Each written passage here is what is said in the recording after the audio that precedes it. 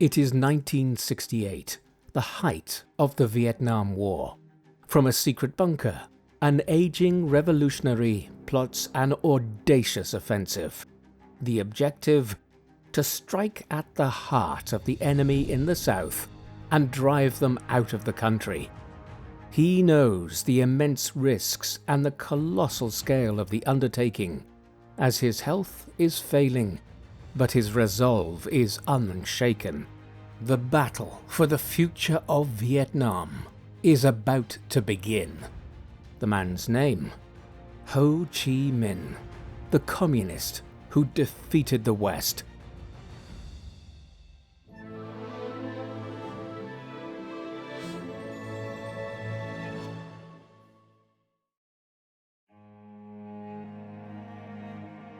The man known to history as Ho Chi Minh was born Nguyen Sinh Cung on the 19th of May 1890 in the village of Kim Lien, in the province of Nha An, in what was then the French protectorate of Annam, in present-day central Vietnam.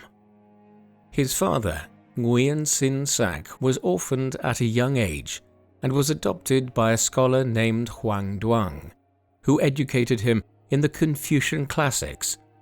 In 1883, Sac married his adoptive father's daughter, Hoang Thi Luan. The couple moved into a small hut next to the Hoang family house. They would go on to have 3 children over the next 7 years, including the future Ho Chi Minh in 1890. During this period, Nguyen Sinh Sac was studying in preparation for the civil service examinations, while his wife worked the rice fields and looked after the children. The 19th century was a tumultuous period in the history of Vietnam. The region's society and culture had been heavily influenced by Imperial China to the north since the early first millennium BC. Vietnam enjoyed long periods of independence from Chinese rule, but on other occasions, when a strong government prevailed in China, Vietnam was effectively a vassal of its more powerful northern neighbor. From the 15th century onwards, owing to the periodical instability of the Ming and Qing dynasties in China, Vietnam, which was known primarily as Da Viet in pre-modern times, was broadly independent. At the beginning of the 19th century, the southern warlord Nguyen An defeated his rivals to become Emperor Gia Lung of Dai Viet, or Great Viet, in 1802. 2 years later, the country was officially renamed Vietnam. Nguyen An had come to the throne with the assistance of a small force of Frenchmen. The French presence in Vietnam dated to the 17th century, at which time French, English, Portuguese, Spanish and Dutch explorers, traders and missionaries had all been trying to gain a foothold in the Far East. Increasing numbers of French missionaries arrived in the region in the first half of the 19th century. By the 1850s, the Vietnamese court viewed the Catholic missionaries as a political threat. Hostilities between the French and Vietnamese began in 1858, and by 1867, the southern third of Vietnam had become the French colony of Cochin, China. From 1863, the neighboring kingdom of Cambodia became a French protectorate, and in 1883, the French continued their campaign into central and northern Vietnam. Despite attempted Chinese intervention on behalf of the Vietnamese, by 1885, the French had gained control of central and northern Vietnam, which became the protectorates of Annam and Tonkin respectively. While the Nguyen dynasty remained in place at their capital of Hue, the French authorities exercised effective power over Vietnam, which together with Cambodia and Laos formed the colony of Indochina. During the latter part of the 19th century, the colonial authorities faced several revolts from the Vietnamese. In 1885, the scholar official Phan Dinh Pung launched a revolt from the province of Nha An. While Pung and his revolutionaries resisted the French for more than a decade, he failed to restore absolute power to the Nguyen emperors and died of illness in January 1896. Although Nguyen Sin Sac failed to pass the regional examinations in 1891, his performance was impressive enough that he continued to study and opened a school to educate local children to support the family.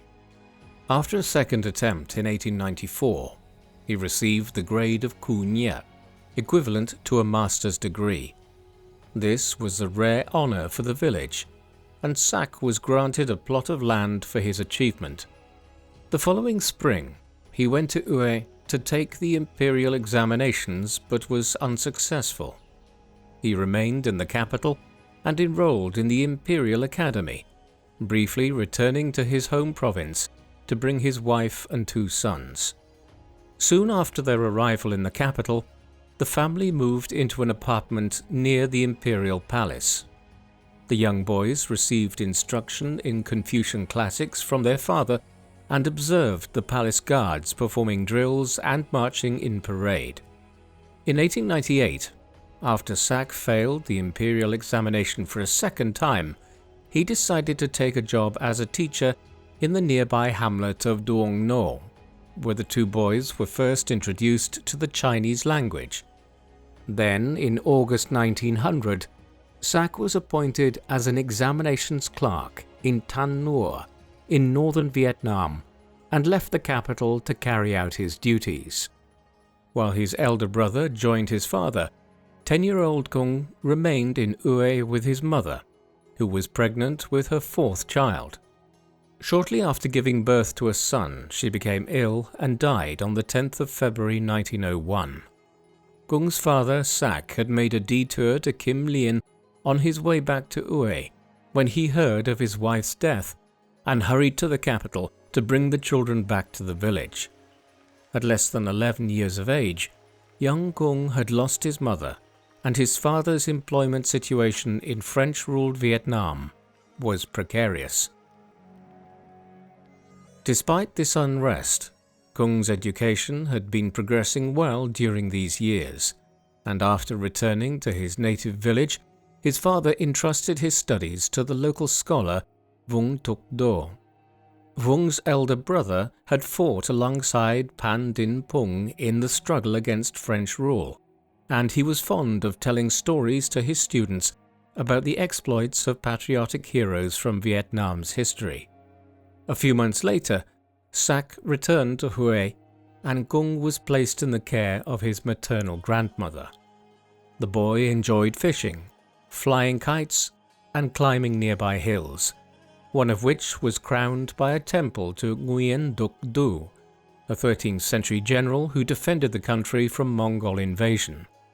Meanwhile, his father passed his exams at Hue at the 3rd time of asking, and was awarded a Po Bang, or second-class doctorate.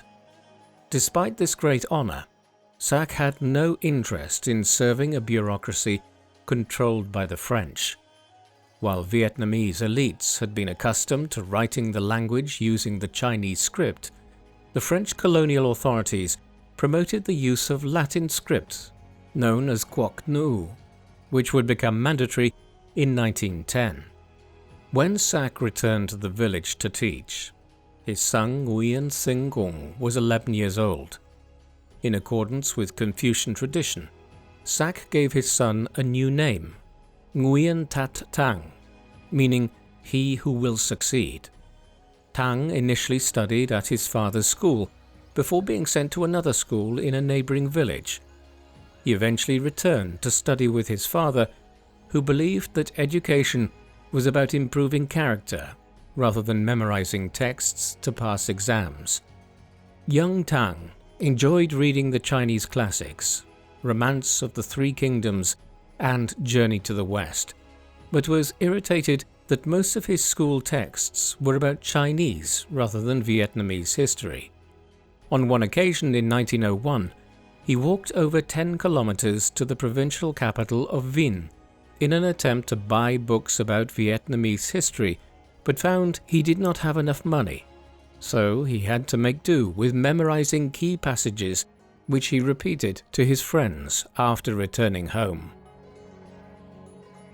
Despite growing up in an anti-French environment, Tang was keen to understand more about the French and wanted to learn the language.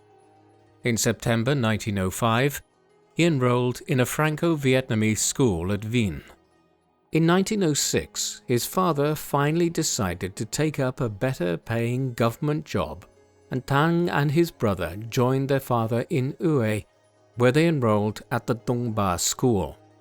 There they received instruction in Vietnamese, French, and Chinese. The following year, both brothers entered the National Academy in Hue, founded by the French in 1896 to offer Western-style education for aspiring officials. Under the influence of his teacher, who had studied art in Paris, Tang began to appreciate French culture. At the same time, he became increasingly involved in politics, and when peasant unrest reached Hue in May 1908, he served as an interpreter in negotiations between the demonstrators and the authorities. The talks failed, and the demonstration was eventually suppressed by French troops. Tang was dismissed from school the following day. The Vietnamese patriotic movement was, at the time, split between Easternizers led by Phan Boi Chau, who was inspired by the Meiji Restoration in Japan as a model for resistance against Western colonialism, and Westernizers led by Phan Chu Trinh, who believed that it was possible to work with the French colonial authorities to achieve gradual independence for Vietnam. Tang remained undecided in his stance towards the French colonial regime at this time. In 1910, he took a job as a teacher at the patriotic Duc Tang School in Phan Thiet, near the border between the French colonial provinces of Annam and Cochin China. After several months, Tang suddenly left his teaching post and went to Saigon, the capital of colonial Vietnam and the center of French commercial activity in Indochina. There he re-established contact with his father, who had been dismissed from his government position in 1910 for attacking a local landlord. With his father's encouragement, Tang decided to leave Vietnam and head to France. He found work as a cook for the Chargeurs Réunis steamship company under the pseudonym Van Ba. Then the 21-year-old Nguyen Tat Tang left Saigon on the 5th of June 1911. He would not return home for 30 years. He arrived in Marseille a month later, in July 1911. His first impressions of France were generally positive. After stopping at various French ports, the steamer returned to Marseille in September ahead of its return to Asia.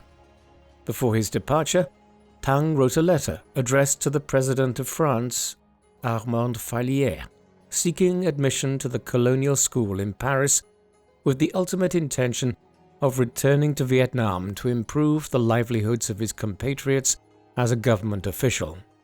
When he returned to France several months later, Tan found that his application was rejected. After briefly working as a gardener at Le Havre, Tang returned to sea and traveled throughout Africa and Asia, where he witnessed the colonial rule of other European powers. A visit to the United States in late 1912 and 1913 was something of a surprise. He had read about the United States as a bastion of freedom in his textbooks, but instead found a country where segregation was in force in some states and where ethnic tensions were widespread, as huge numbers of Irish, Italians, Germans, and other groups had moved to the country in the second half of the 19th century. By 1914, he was working as a cook in England, where he studied English and began to correspond with Phan Chu Trinh, whom he had met in Paris. After the outbreak of the First World War in August, he argued that the Vietnamese should stand aside from the conflict and await a possible imminent collapse of French colonialism as the European powers battled each other. The time spent in London by the man who would one day become known as Ho Chi Minh, but who, while in the British capital, still went by Nguyen Tat Tang, is poorly documented. In late 1917, he returned to France and settled in Paris. The same year, the autocratic Tsar of Russia had been overthrown, and by the end of the year, Vladimir Lenin's Bolsheviks had seized power in a communist revolution. The events in Russia encouraged Tang to be optimistic about the prospect that Vietnam might also liberate itself one day from oppressive domination. In Paris, he set up the Association of Annamite Patriots, a Vietnamese nationalist group in the French capital. Although the members refrained from criticizing the French government during the First World War, after the German surrender in November 1918, they produced a petition to the Allied leaders at the Paris Peace Conference demanding autonomy and political freedom for Vietnam, according to the principle of self-determination. Among the signatories was Nguyen Ai Quoc, or Nguyen the Patriot, the new name adopted by the 29-year-old Nguyen Tat Tang. Thus, the future Ho Chi Minh became known as Quoc from 1919 onwards. He joined the French Socialist Party as well that year, but soon became disillusioned by his comrades, who were more interested in class struggle than in anti-colonialism. Quoc hoped to persuade the socialists to join the Third International, or Comintern, founded by Lenin in Russia, who stressed the importance of the colonial question and envisaged the liberation of nations through global revolution. In December 1920, Nguyen Ai Quoc attended the Congress of the French Socialist Party, where he drew attention to exploitation of the French colonies and supported a proposal to join the Third International, which was passed by the majority and led to the formation of the French Communist Party in 1921. Quoc founded the Intercolonial Union, where he worked alongside individuals from the French colonies.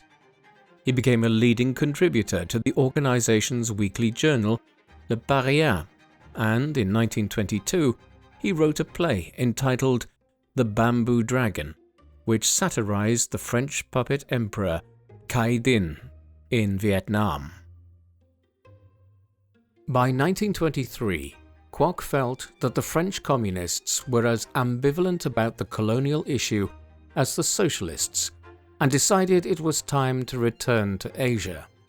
On the first leg of the journey, he went to Soviet Russia and arrived in Moscow in July. He hoped to meet Lenin, but the latter had been incapacitated by a stroke in 1922 and would die in January 1924. Quoc is believed to have studied at the University of the Toilers of the East.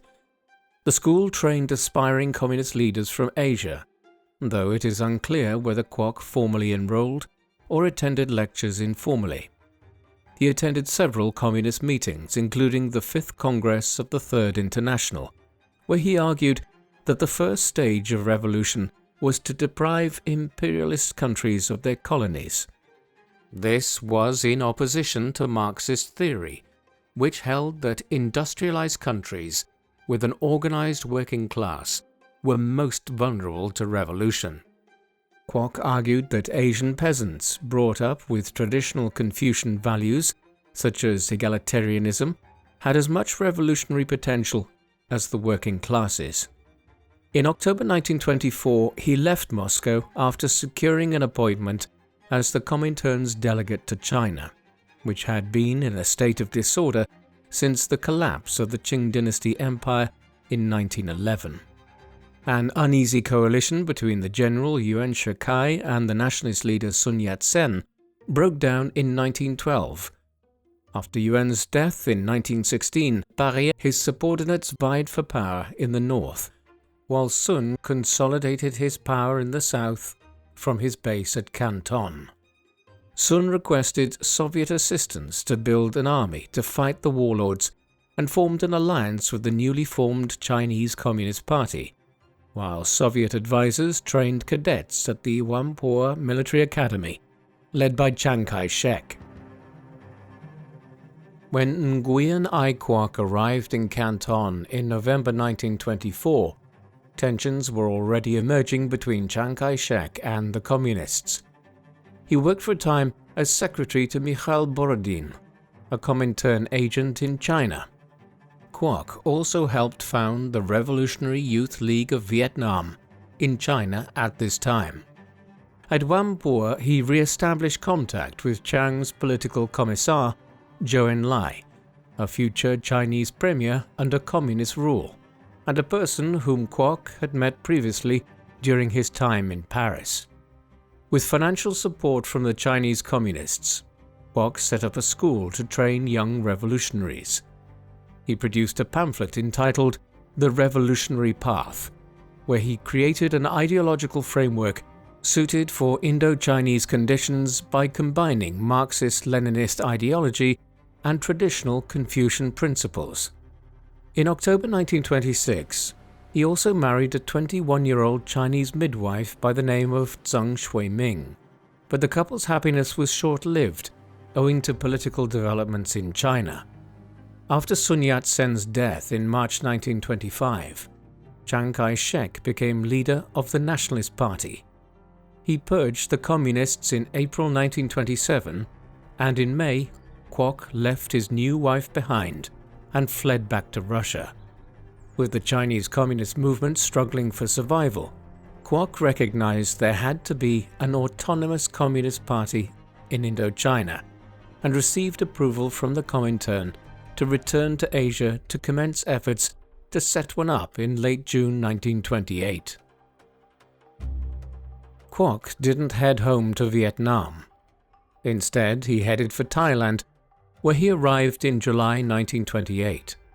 The Kingdom of Siam in Thailand was one of the few small nations in Asia or Africa that had managed to remain independent of the colonial powers, and Indo-Chinese nationalists were operating from here in the era of French colonial domination to the east in Indochina. In Thailand, Quoc based himself at the town of Nakhon Phanom in northeastern Thailand on the border with Laos, where there was a large number of Vietnamese émigrés. Here he traveled throughout the surrounding countryside and observed the people in their daily lives, while keeping up with developments in Vietnam, where 3 separate communist organizations had emerged. He was exasperated by the division, and acting on the instructions of the Comintern, he invited representatives of the 3 bodies to a conference in Hong Kong in December 1929. After arriving at the British colony, Quoc chaired 4 days of meetings between the rival factions in February 1930, resulting in the creation of the Vietnamese Communist Party. The party's platform reflected a compromise between those who prioritized national unity and liberation and those who called for social revolution. Under pressure from the Comintern, the party renamed itself the Indo-Chinese Communist Party to encompass Laotian and Cambodian communists. Despite his role in founding the party, Quoc felt that he was being sidelined by the party leaders and expressed doubts about a mass peasant uprising organized by the party in May 1930, one which was quickly suppressed by French troops. The French authorities were alarmed by the radicalization of the formerly docile peasants and launched a crackdown of communist revolutionaries. Despite being disguised as a Chinese businessman, Quoc was arrested in Hong Kong by British police in June 1931. He was fortunate to be in British captivity, since he was able to secure the services of British solicitor Frank Loseby as his defense lawyer. Quoc was soon transferred to hospital to receive treatment for tuberculosis, while Loseby defended his case. He was acquitted in September 1932, but was still at risk of being extradited to France. While Quoc secretly left Hong Kong in January 1933 and escaped to Russia via Shanghai, Loseby announced that his Vietnamese client had died of tuberculosis in prison. In spring 1934, The 44-year-old Nguyen Ai Quoc arrived in the Soviet Union, where Joseph Stalin, who had outmaneuvered his rivals after Lenin's death, wielded supreme authority. While he praised the country's economic development since his previous visits in the 1920s, in Moscow, Quoc seemed to be sidelined by his comrades in the Comintern. He was desperate to return to Indochina, but was refused permission on several occasions. In the interim in Moscow, he wrote his thesis, The Land Revolution in Southeast Asia, and translated Karl Marx's The Communist Manifesto into Vietnamese. During this period, he also enjoyed frequent visits to museums and theaters in Moscow, sometimes accompanied by the 24-year-old Nguyen Thi Minh Khai, who had served as his assistant in Hong Kong several years earlier. Although Quoc was still legally married to his Chinese wife, whom he had not seen for many years, there is evidence indicating that he sought permission to marry Khai, and the pair effectively lived as man and wife in Russia. Despite this, in the summer of 1935, Khai married Le Hong Pong, the leader of the Indo-Chinese Communist Party, perhaps having despaired of Quoc ever freeing himself legally to marry her. Beyond this, Quoc's time in Moscow coincided with Stalin's Great Purge, which saw many loyal Communist Party members and leaders arrested, exiled, or executed on spurious charges of supporting Stalin's old rivals, such as Leon Trotsky. In 1938, Quoc was himself brought before a Comintern disciplinary board, though he probably was not guilty of any crime. He escaped any punishment, but still decided that it was time to return to Asia and left Moscow in October 1938. Quoc crossed into northwestern China by land and spent 2 weeks at Yan'an, the main base of the Chinese Communist Party, which had been established by Mao Zedong in October 1935, after Chiang's nationalist forces attacked the remaining communist strongholds in southeastern China a year earlier. There was now an uneasy truce between the nationalists and communists, as both sides agreed to temporarily set aside their differences following the Japanese invasion of China and occupation of the main cities in the east of the country in the second half of 1937. The establishment of the Second United Front between the nationalists and communists gave Quoc the opportunity to re-establish contact with Vietnamese revolutionaries in southern China. In addition to helping to train guerrilla units to fight the Japanese, Quoc kept the Comintern informed on the latest developments in China and Indochina. In early 1940, Quoc made contact with a branch of the Indo-Chinese Communist Party in Kunming in Yunnan province, which borders Vietnam in southern China. There he heard of developments in Europe. Nazi Germany had invaded France in May 1940 and forced its surrender in July after a blistering campaign of conquest. In Quoc's mind, these developments presented an excellent opportunity for the Vietnamese to overthrow the colonial authorities once and for all in his homeland, at a time when little aid would be forthcoming from France itself, where the Nazis were settling into ruling Paris and the north, while the Vichy collaborationist government was being established in the south. Accordingly, he began making plans to return to his homeland of Vietnam after a 30-year odyssey through France, America, Britain, the Soviet Union, China, Thailand, and Hong Kong. A major problem was that the Japanese were also beginning to enter Indochina and occupied the region in the autumn of 1940, though leaving elements of the French Vichy collaborationist regime in place too, to placate their German allies.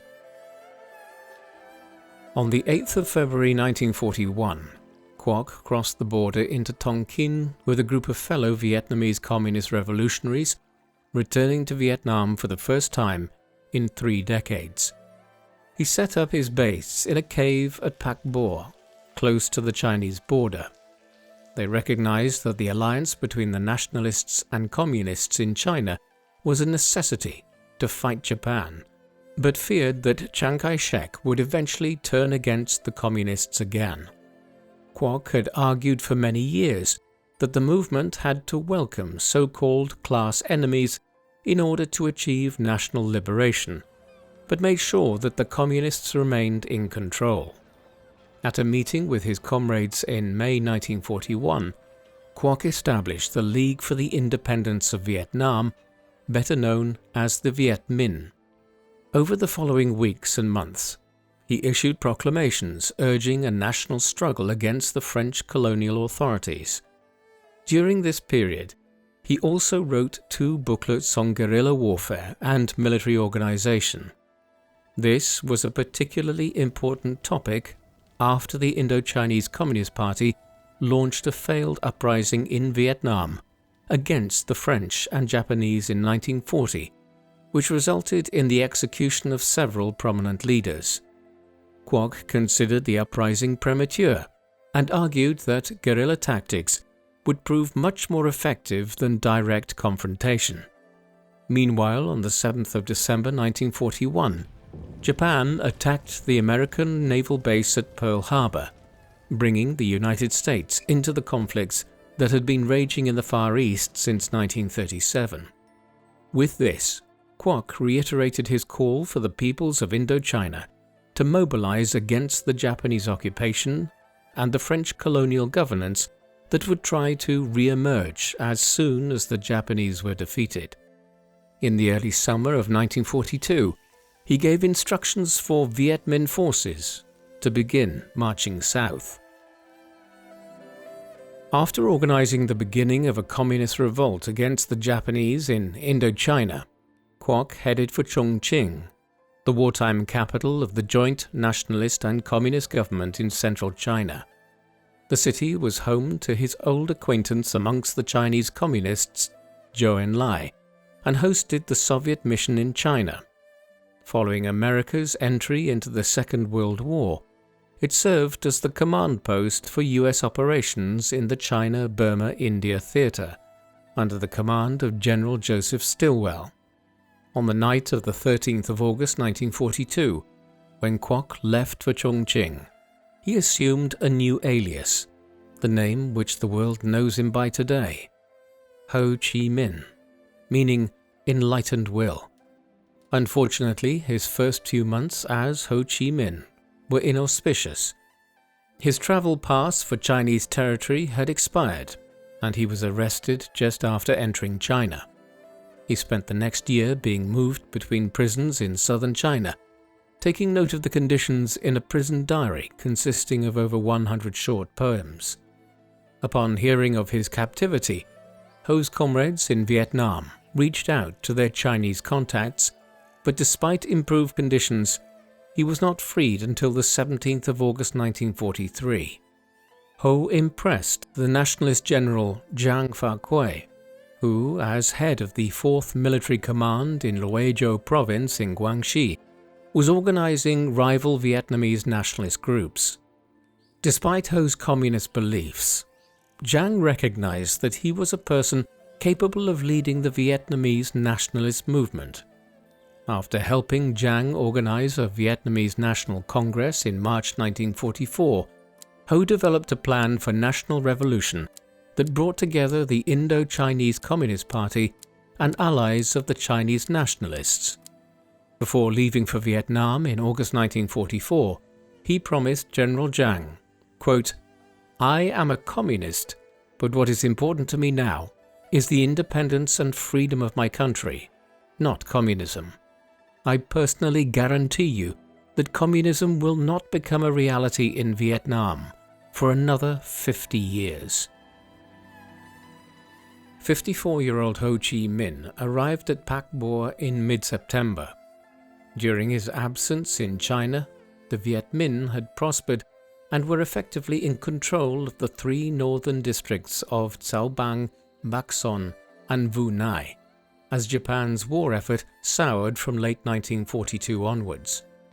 On the international stage, American forces pushed west and liberated Japanese-occupied islands in the Pacific, while in Europe the Western Allies had invaded Normandy in June 1944 to liberate France from the Nazis by September. Ho was eager to secure American military assistance, and in December he set out to Kunming, accompanied by Lieutenant Rudolph Shaw, an American pilot who crash-landed and was captured by the Viet Minh. While Washington did not pay much attention to the desires of the Indo-Chinese peoples, the situation developed to Ho's advantage in March 1945, when Japan removed the last vestiges of the French Vichy collaborationist government and installed nominally independent monarchies in Vietnam, Cambodia, and Laos. The Americans were now inclined to accept Ho's offer of cooperation against the Japanese and agreed to supply arms to the Viet Minh. By April 1945, Ho was directing fresh military attacks against the Japanese. He received American support. He was struck down during this period by malaria and owed his survival to local herbal remedies. But things were looking up elsewhere as the war came to an end in Europe in May 1945, and the Allies turned their full attention to defeating the Japanese, now that Nazi Germany and its other allies in Europe were defeated. It was while he was still convalescing from his bout of malaria that Ho received news of the American atomic bombing of the cities of Hiroshima and Nagasaki on the 6th and 9th of August. As the Japanese prepared to surrender, Ho called a national congress at the Viet Minh's base at the village of Tan Trao. Ho initially kept a low profile, but as he rose to speak, it became apparent to those gathered that the frail, bearded figure, who called himself Ho Chi Minh, was the same Nguyen Ai Quoc, who many people believed had died while in prison in Hong Kong back in 1932. Such was the shadowy manner in which he had organized the Viet Minh's war against the Japanese since 1940 that few knew that he was the same person. With the Japanese out of the way, Ho stated the Vietnamese would have to negotiate with the French again for independence. On the 16th of August, the day after Emperor Hirohito of Japan announced the surrender of the Japanese, Ho was chosen to lead a 5-man Provisional National Liberation Committee to serve as a provisional government. Ho left Tan Trao for Hanoi several days later. There, in early September, he declared the unilateral independence of the Democratic Republic of Vietnam, which encompassed Tonkin, Annam, and Cochin, China. At 55 years of age, Ho Chi Minh achieved his lifelong ambition of leading Vietnam to independence. However, Ho's new government lacked full legitimacy, and it remained unclear if France would now try to reassert its colonial control over all of Indochina. At the Potsdam Conference in late July, the American, British, and Soviet leaders left the task of disarming the Japanese in Indochina to the Chinese nationalists north of the 16th parallel, and the British Army south of that line, while surviving French troops who had been in Japanese captivity moved into Saigon. Faced with these threats, Ho's makeshift government managed to rally considerable support from the Vietnamese population, including social and economic elites. In his quest to build a broad coalition, Ho invited Emperor Bao Dai, the head of the Nguyen dynasty that had ruled Vietnam prior to the establishment of French colonial rule and who had recently served as a Japanese puppet ruler, to serve as supreme advisor to his government, an arrangement that only lasted a year until Ho sent him into effective exile in China. In line with the Potsdam Agreements, over 150,000 Chinese soldiers moved into North Vietnam in the autumn of 1945 to occupy government buildings and communications networks. Ho was obliged to come to an agreement with the pro-Chinese nationalist parties in Vietnam. They were guaranteed 70 seats in advance of elections to a new National Assembly in January 1946. The Viet Minh won the rest of the seats, demonstrating the overwhelming support they enjoyed amongst the common Vietnamese people. Despite this initial agreement, violent clashes soon broke out between the Viet Minh and Chinese forces in North Vietnam. In China itself, the end of the Second World War saw the resumption of hostilities between the nationalists and communists, and Chiang Kai-shek needed extra manpower to fight in the Civil War. The Chinese nationalists entered into negotiations with the French, who were seeking to restore their authority in Indochina. Even before proclaiming independence, Ho Chi Minh anticipated the return of the French and recognized that he had to negotiate with them. At the core of his proposal was to temporarily recognize French authority in Indochina in exchange for eventual autonomy and a transition to a fully independent Vietnam in 5 or 6 years.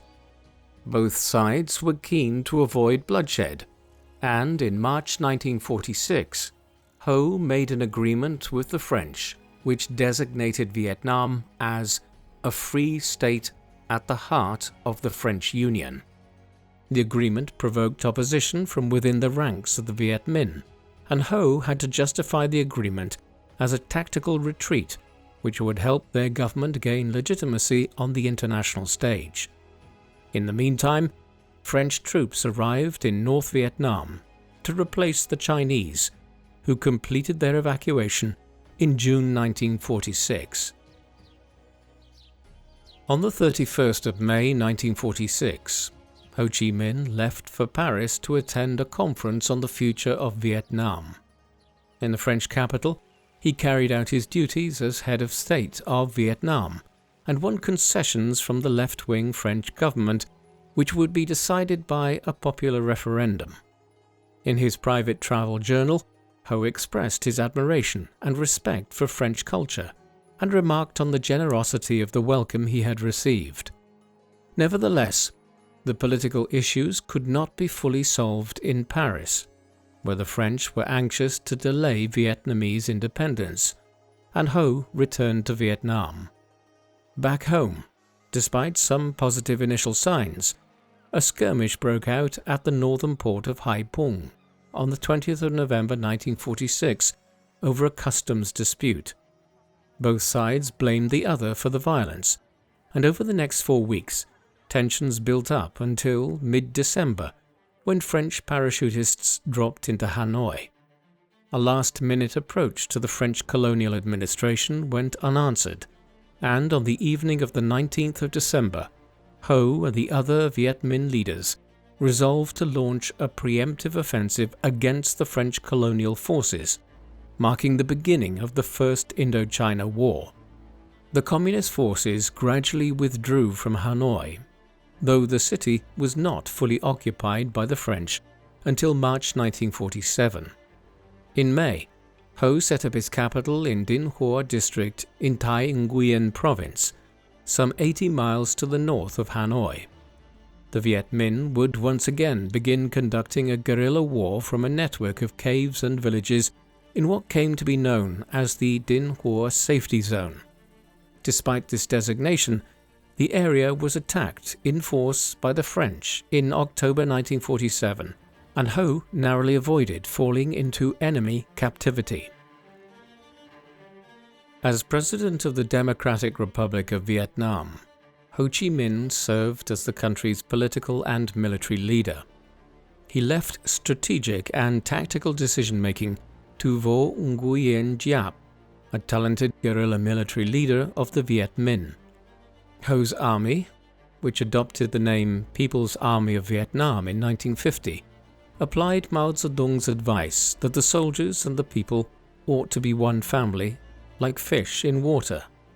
Ho's role was to lead by example, encouraging his comrades to show respect to local farmers. On one night, Colonel Vu Dinh Huynh was startled by a noise and fired a shot from his gun in the darkness. At daybreak, he discovered that he had shot a villager's water buffalo, and Ho ordered him to apologize and compensate him for the loss.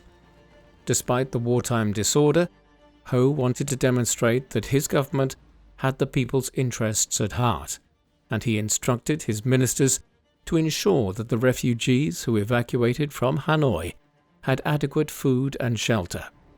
He made occasional visits to the front line disguised as a peasant, which gave him the opportunity to observe the living conditions of the porters who helped keep the army supplied. Ho continued to insist on the good treatment of French prisoners of war and insisted that they did not go hungry. Ho's magnanimity was not universally shared by his subordinates, and he struggled to restrain zealous security operatives who carried out arbitrary arrests and executions. By the end of the decade, the Indochina War was assuming greater international significance as part of the Cold War between liberal democracies in the West and communism in the East. In October 1949, the Communists claimed a major victory when Mao Zedong proclaimed the founding of the People's Republic of China and forced Chiang Kai-shek's nationalist forces to flee to the island of Taiwan. In 1950, Ho traveled to Beijing and then on to Moscow, where he met Stalin and Mao and received Soviet recognition of his government. The two major communist powers agreed that China would provide the People's Army of Vietnam with supplies. Although the Viet Minh controlled most of northern Vietnam, the important RC-4 highway near the Chinese border remained under French control, and in late 1950, Ho's forces launched an operation to seize control of the road. Vietnamese soldiers were trained by Chinese instructors in southern China, while experienced Chinese officers served as military advisors both at Ho's headquarters and at the front line. In the meantime, France established the State of Vietnam in southern Vietnam in 1949, with Emperor Bao Dai re-established as Chief of State. From 1950 onwards, as the Viet Minh drew closer to Moscow and Beijing, the Viet Minh's activities became increasingly influenced by communist ideology, and in 1951, the Indo-Chinese Communist Party was refounded as the Workers' Party of Vietnam. Thus did the government of the fledgling Democratic Republic of Vietnam begin to resemble a conventional communist dictatorship, with Ho as the head of the new regime, as the Viet Minh aligned closer with the Soviet Union and the People's Republic of China in order to acquire military aid in the growing Cold War. Ho himself may have expressed doubts about these developments in private, but followed Chinese advice with few exceptions. According to an account by the party's head of propaganda, Huang Tong, Ho was once presented with a list of officers whom the Chinese wanted to dismiss due to their non-working class backgrounds. Ho saw that Vo Nguyen Giap, his leading military commander, was at the top of the list and ordered it to be burned. By 1954, the war with the French had been going on for over 7 years, and public support in France for its continuation was waning. In the spring, the French began an operation to cut off the Viet Minh's supply lines into Laos by strengthening their position at the fortress of Dien Bien Phu in northwest Vietnam near the Laotian border. The French hoped to draw the Vietnamese forces into a battle of annihilation at Dien Bien Phu. On the 13th of March 1954, General Giap's army began its attack on the fortress. With the support of Chinese artillery, including anti-aircraft guns, the People's Army of Vietnam bombarded the French defenses and laid siege to the French garrison. Over a 2-month period, Vietnamese forces gradually eliminated French outposts until the main garrison surrendered on the 7th of May. In the meantime, American, British, Chinese, and Soviet diplomats were meeting at the Geneva Conference in Switzerland to discuss the situation in Korea, where an armistice had been signed the previous year, following a 3-year struggle for control of the peninsula between Communist North Korea and anti-Communist South Korea. The fall of Dien Bien Phu led to the collapse of the French government in June 1954, and the new Prime Minister, the aptly named Pierre Mendès-France, was appointed with a mandate to withdraw from Indochina. A ceasefire was soon agreed, and a temporary demarcation line between the communist-controlled Democratic Republic of Vietnam in the north and the State of Vietnam in the south was agreed along the 17th parallel. Earlier that month, Zhou Enlai left Geneva to consult with Ho and General Giap on the proposals. While there is no record of the meeting, Zhou appears to have played a decisive role in convincing Ho to accept the deal. The Chinese government wanted to focus on economic development within China, and its recent military interventions in both Korea and Vietnam were costly endeavors. The Vietnamese army had also suffered heavy losses over 8 years of fighting, and Ho was keen to have some breathing space. Ho was ultimately a pragmatist who recognized that international recognition for half of Vietnam was a major initial victory. In October 1954, Ho and the government of the Democratic Republic of Vietnam, or what would increasingly become known as North Vietnam, returned to Hanoi. There he turned his attentions to land reform. The availability of land had been an acute issue for decades. Northern and central Vietnam were densely populated, and there was relatively limited arable land cultivated by small farmers. Land reform had been on the party agenda since the 1930s, but Ho's efforts to promote national unity meant that relatively little changed during the early years of communist rule. Soviet and Chinese pressure compelled the Vietnamese communists to take action in the early 1950s, and in November 1953, the Workers' Party of Vietnam announced, quote, "We must abolish the system of colonial land ownership in Vietnam, abolish the system of feudal property, and establish the system of peasant land ownership." In December, Ho signed decrees launching the land reform program. Guided by the experience of the Chinese communists, Ho did not insist on enforcing the new laws immediately, but laid the foundations with an education campaign to raise class consciousness. The process often entailed widespread accusations and denouncements, breaking the village solidarity that Ho tirelessly cultivated in wartime. After the end of the war, landlords who supported the Viet Minh were forced to forfeit their assets without compensation, while other victims included veteran party members, many of whom were rich peasants. Estimates of the death toll from the land reform campaign range between 15,000 and 50,000, most of whom were innocent of the charges brought against them. While Ho expressed his personal horror at the scale of death and destruction, it was only in the spring of 1956 that the Vietnamese communists began to publicly acknowledge errors in the implementation of the land reform program.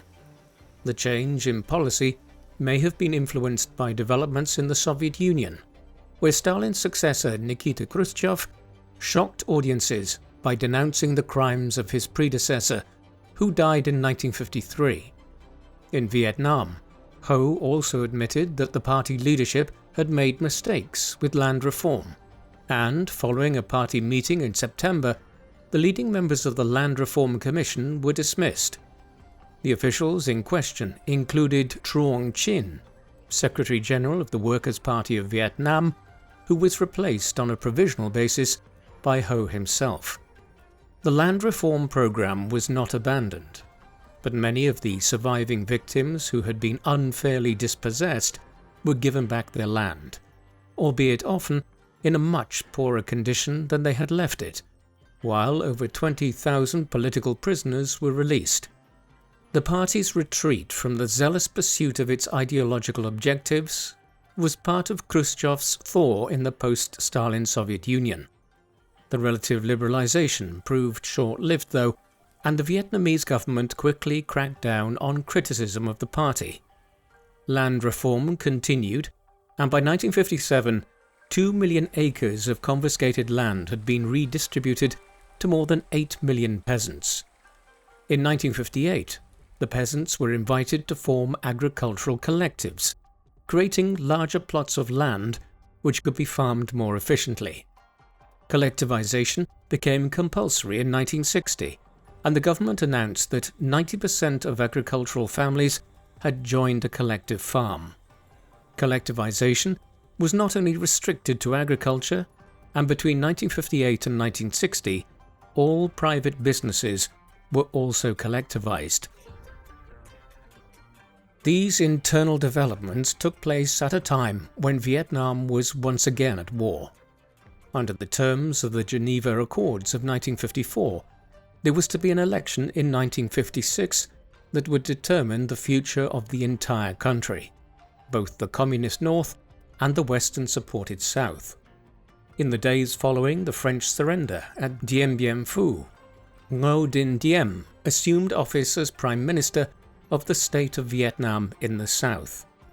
In October 1955, Ngo ousted Bao Dai, the former emperor, as chief of state and proclaimed the establishment of the Republic of Vietnam, or what would soon become known more popularly as South Vietnam, with himself as president.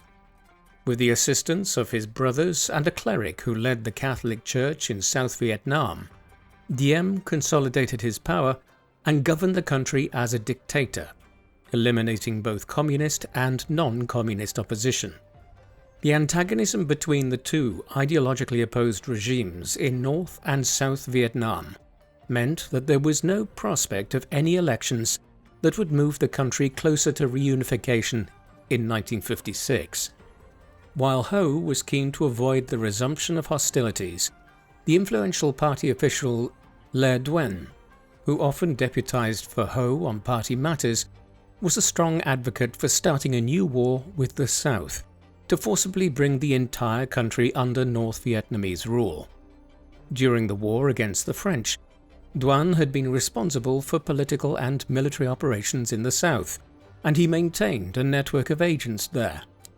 In 1958, he made a secret visit to South Vietnam and produced the report The Path to Revolution in the South, which recommended additional aid to the communists there.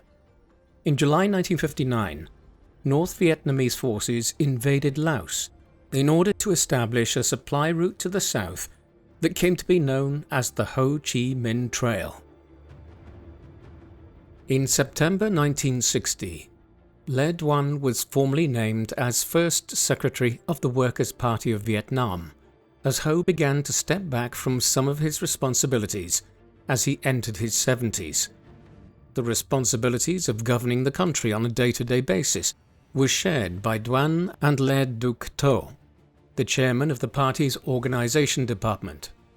The two men were supported by General Nguyen Chi Thang, who was head of the political department of the People's Army of Vietnam and took command of communist forces in the south.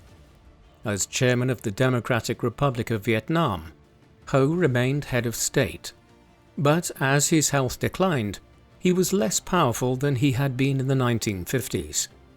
On the 20th of December 1960, the new party leaders officially established the National Front for the Liberation of South Vietnam, better known as the Viet Cong. Hence began a major intensification of the Second Indochina War, one fought between North Vietnam, with Soviet and Chinese aid, and South Vietnam, with American support. Between 1961 and 1963, 40,000 communist troops infiltrated the South via the Ho Chi Minh Trail. In the meantime, US President John F. Kennedy sent military advisors to support the Army of South Vietnam.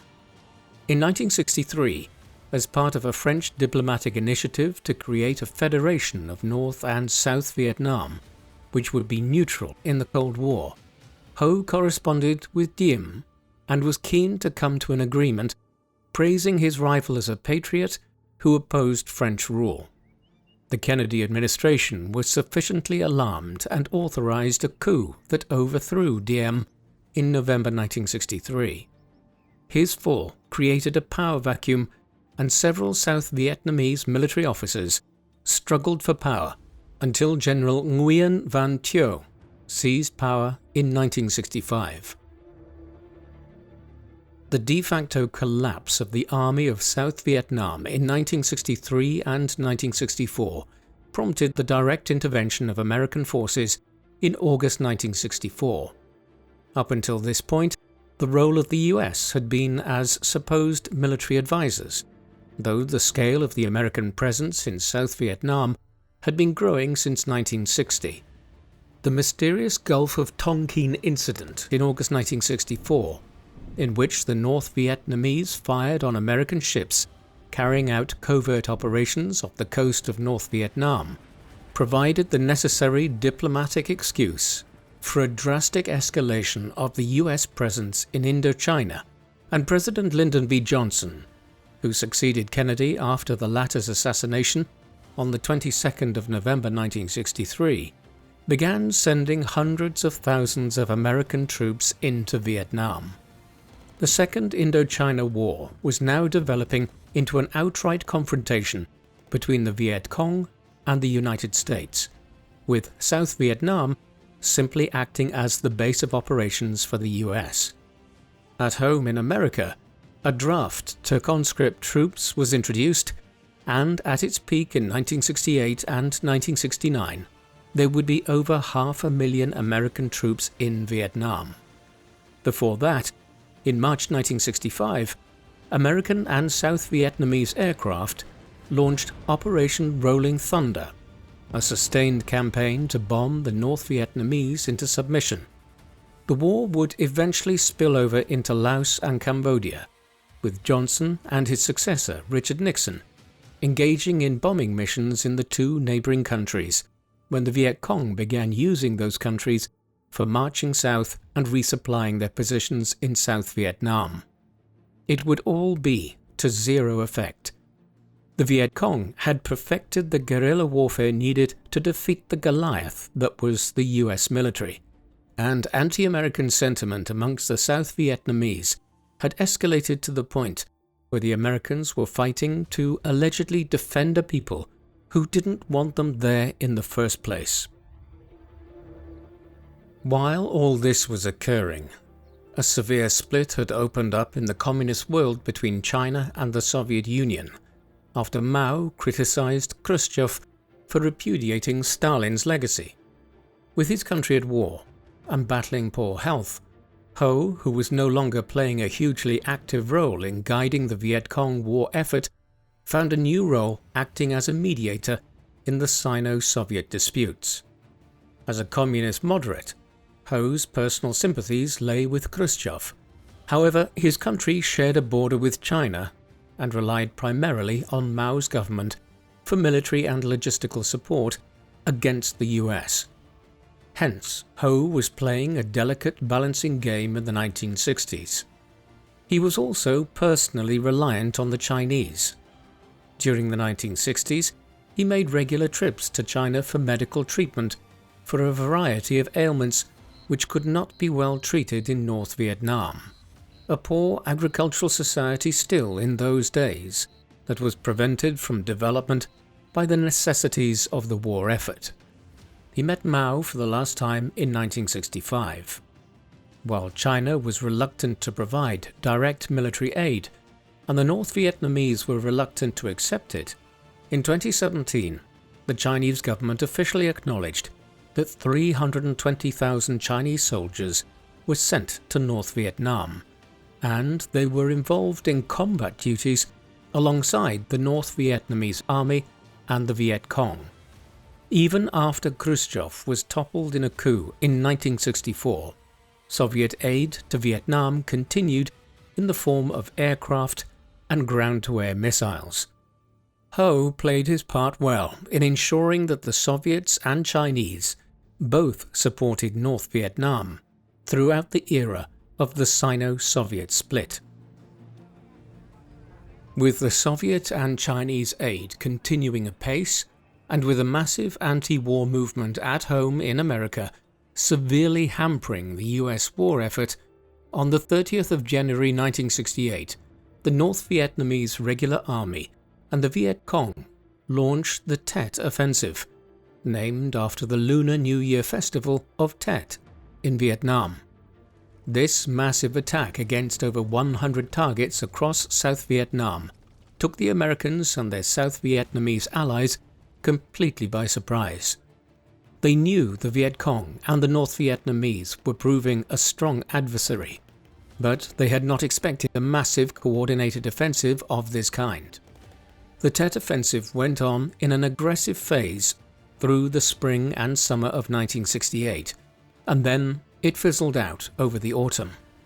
Strategically, it was a failure for the Communists. They had hoped that a major counteroffensive would trigger revolts among the South Vietnamese, who would then expel the Americans from the country with Viet Cong aid. However, the popular revolt never materialized, and tens of thousands of Viet Cong and North Vietnamese soldiers were killed or injured in the campaign.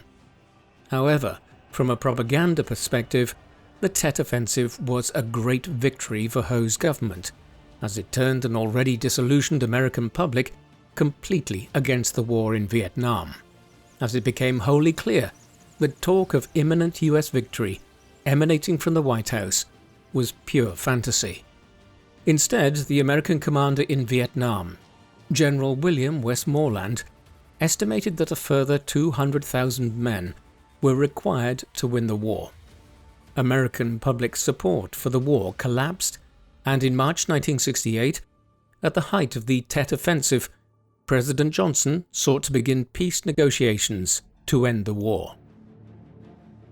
Peace negotiations to end the Vietnam War and finally bring about full Vietnamese independence in the war Ho had started fighting against Japan and the French back in the early 1940s commenced in Paris in November 1968. They would drag on for years, in large part because Richard Nixon, who succeeded Johnson as President of the United States early in 1969, refused to make major concessions, despite having won the US election on vague promises of ending the war in Vietnam. Ho would never take part in the peace negotiations in any concerted way. By the time they commenced, he was an elderly man in his late 70s and in increasingly poor health. After he celebrated his 79th birthday in May 1969, his health deteriorated during the summer, and he died of heart failure on the 2nd of September 1969, the 24th anniversary of the foundation of the Democratic Republic of Vietnam in 1945. Against his wishes, his body was embalmed and placed in a mausoleum in Hanoi, which was completed in August 1975. Shortly after the end of the Vietnam War. He is believed to have died childless. His marriage to Trung Shui Minh had legally never ended, though they had not reunited in any way after separating when he left for the Soviet Union back in the late 1920s. Despite a few relationships thereafter, he had never remarried or fathered legitimate children, though there are unconfirmed stories of illegitimate children, one centering on Nung Duc Man, a figure born in 1940 who is rumoured to have been born to Ho and his housekeeper from that time, Nung Thi Trung.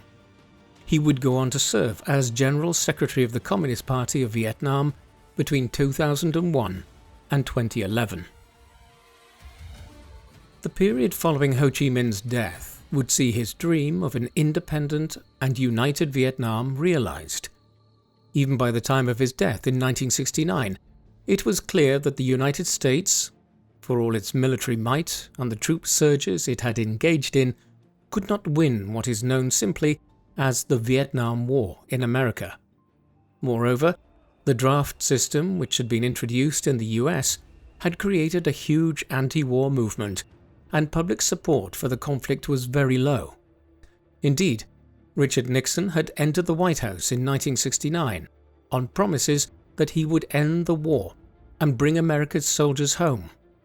In the end, this was easier said than done. It took several years to begin a tactical withdrawal, and even then, a full cessation to hostilities was hard to square with efforts to keep South Vietnam out of the Soviet camp in the Cold War. Peace negotiations continued through the early 1970s, though with little breakthrough. That is, until January 1973, when the Paris Peace Accords enshrined an initial plan for peace between the North Vietnamese, the Americans, and their wholly corrupt allies in South Vietnam. With this done, American forces gradually began withdrawing. As US boots on the ground declined, the North Vietnamese began preparing a new campaign. The 1975 Spring Offensive actually started in December 1974.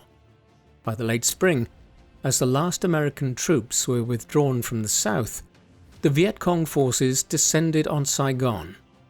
In the end, after the long war they had fought and the enormous resources expended, the last US officials ended up fleeing from the city in helicopters and planes as the Viet Cong entered the capital of South Vietnam on the 30th of April 1975. Just over a year later, in July 1976, Le Duan proclaimed the establishment of the Unified Socialist Republic of Vietnam. Saigon was renamed Ho Chi Minh City in honor of the late Vietnamese leader. The Communist Party of Vietnam remains in power in Vietnam today, though, like the People's Republic of China, the political system here is more of a form of state-controlled, socialist-orientated market economy, rather than it being a communist country. The country which Ho led to independence is rapidly advancing and is expected to become one of the 20 wealthiest economies in the world in the second half of the 21st century.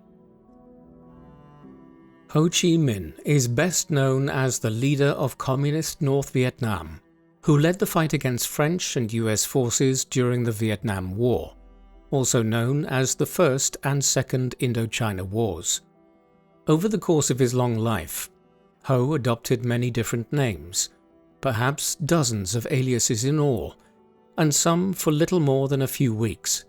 But his focus on the goal of achieving independence for his native country was singular. He first achieved international recognition as Nguyen Ai Quoc in 1919, when he presented the Vietnamese people's demands for autonomy at the Paris Peace Conference. While he embraced communism as his preferred means to overthrow French colonial rule, he was willing to make ideological concessions in the name of unifying the Vietnamese people. Although he spent much of his life outside Vietnam, primarily in the Soviet Union and China, Ho laid the foundations for Vietnamese opposition to the French and Japanese during the Second World War, enabling him to proclaim the foundation of the Democratic Republic of Vietnam in 1945. During the remainder of his life, Ho led his country through two wars, firstly against the French attempt to restore colonial authority, and secondly against South Vietnam and its American ally. Although he did not live to see the eventual victory against the United States in 1975 and the unification of the country under communist rule shortly thereafter, the modern-day Socialist Republic of Vietnam would not have existed without him. What do you think of Ho Chi Minh? Was he first and foremost a Vietnamese nationalist who was guided by a lifelong desire to cast off foreign rule in his native country? Or was he a communist dictator whose ideology influenced his approach towards his internal and external enemies? Please let us know in the comment section, and in the meantime, thank you very much for watching.